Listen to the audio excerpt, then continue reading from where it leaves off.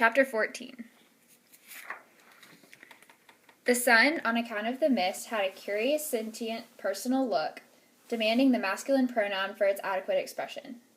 The luminary was a golden-haired, beaming, mild-eyed, godlike creature, gazing down in the vigor and intentness of youth upon an earth that was brimming of interest for him. So this is a very vivid description of the sun, and it personifies the sun as an innocent and young person. And at the beginning of chapter 14, there are several descriptions of Tess. And the first quote but her bonnet is pulled so far over her brow that none of her face is disclosed while she bends. So this first quote shows how Tess is still trying to hide due to her shame. And then the second quote, a bit of her naked arm is visible between the buff leather of the gauntlet and the sleeve of her gown, and as the day wears on, its feminine smoothness becomes scarified by the stubble and bleeds. So this passage represents Tess's journey thus far in the novel. She was exposed and vulnerable, and has been marred by her experiences with Alec d'Urberville.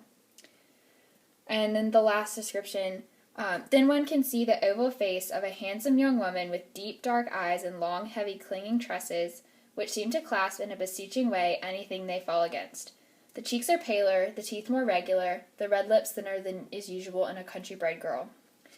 So Tess's appearance sets her apart from the rest of the girls and young women in her village, and this description also hints at her noble lineage. And the interactions between Tess and her child, Tess sees her siblings approaching the field around their break time and blushes slightly. And then she takes her child from her sister and begins to feed it, blushing even deeper. And once she is done feeding it, she stares off into the distance before suddenly smothering her child with kisses. So this shows how she is ashamed of her child under the circumstances, but she still loves it. And then Tess begins to let her guilt fall to the back of her mind, and she joins in the liveliness on the way home from the fields. And once she reaches home and realizes her baby has fallen ill, she becomes overcome with grief. And so this key reminder of Tess's past is beginning to slip away. And even though her baby's illness and imminent death should relieve her, her maternal love for her child only worsens this sadness.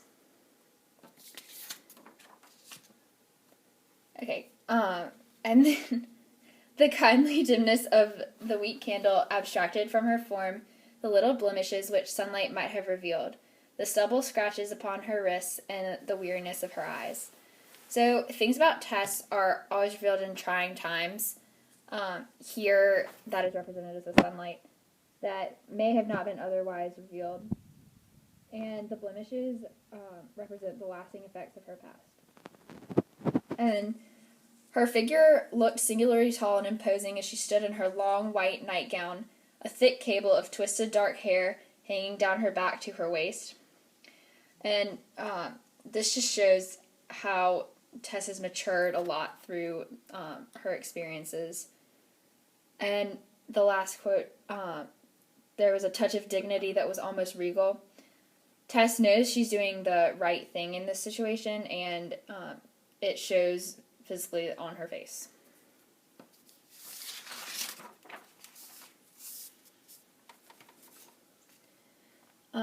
The baby's offense against society into coming into the world was forgotten by the girl mother. Her soul's desire was to continue that offense by preserving the life of the child. It soon grew clear that the hour of emancipation for that little prisoner of the flesh was to arrive earlier than her worst misgivings had conjectured. Her baby had not been baptized. So Tess now feels that her love for her baby comes first, and her shame behind that. And even though her child was born of sin, Tess feels moral obligation to ensure that it receives proper Christian rights before it passes away.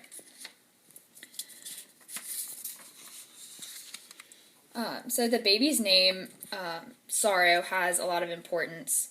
So there's the quote, she had not thought of that, but a name suggested by a phrase in the book of Genesis. And then I looked for that verse, and it is, unto the woman he said, I will greatly multiply thy sorrow and thy conception.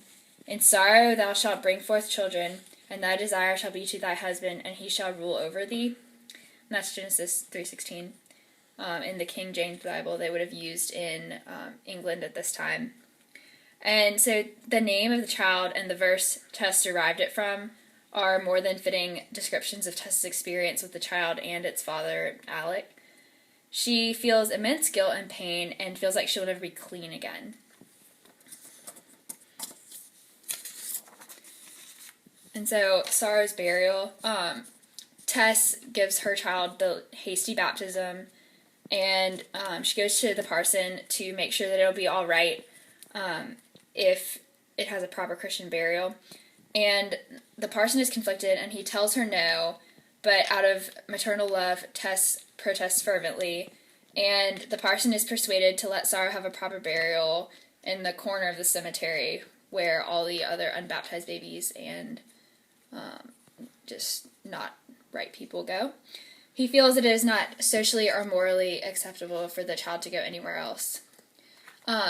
However, we find out that the parson had come hearing of the child's illness the night before, but John Derbyfield had not unlocked the door. So if he had been able to swallow his pride, the child would have been able to have a proper burial.